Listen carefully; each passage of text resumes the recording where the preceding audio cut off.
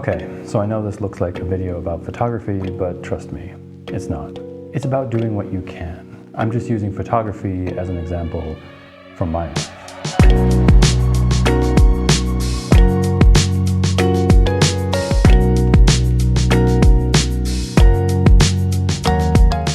I spend a lot of time, as does almost everyone, online. The various algorithms on the apps I use know what my interests are: running, swimming, filmmaking, and photography.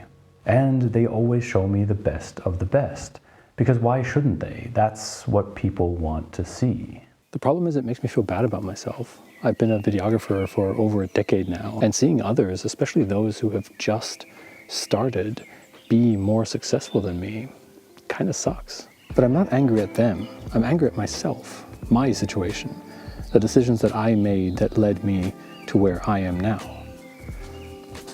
In the past, I've always worked for companies that had their own video departments, so I never really felt the need to invest in my own equipment. When I finally decided to become a freelancer, I made the mistake of investing in a cinema camera, thinking I'd be making videos. But instead, 90% of my professional work has been photography. Photography was just a hobby for me, which is why I bought a relatively cheap camera for hobby photographers. A camera that the Canon website itself calls a perfect smartphone alternative. And that's what I use now to do all my professional work. But that's the situation I'm in right now, and I just have to accept it and do the best that I can do with what I have. While reading about other people's experience with depression, I couldn't understand how they could struggle with brushing their teeth, taking a shower, or even getting out of bed. I never used to see those things as requiring any real effort. I felt like the things that I struggled with during my depressive episodes actually required real effort, like writing applications, reaching out to potential clients, or going out and filming or photographing something. But I quickly realized we're all just trying to do our best, and our best is just different. And them getting out of bed is just as much of a success as me reaching out to a potential client. Right now, I don't have money to buy better equipment, and I probably won't for a really long time. That's the situation I'm in, and all I can do is my best.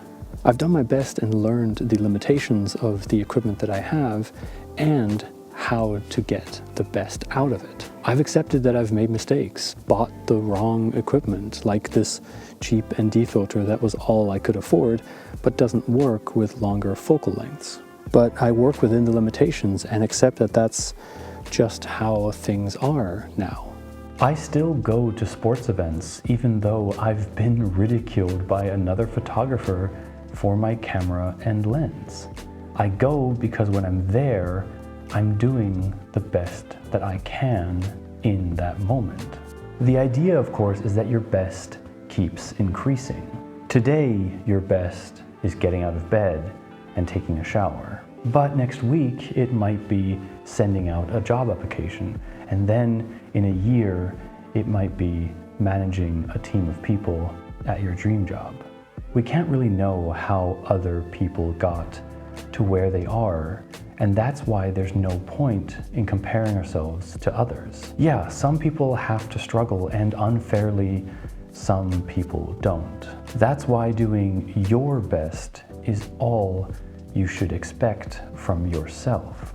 And you never know, sometimes doing your best can turn out to be something pretty awesome.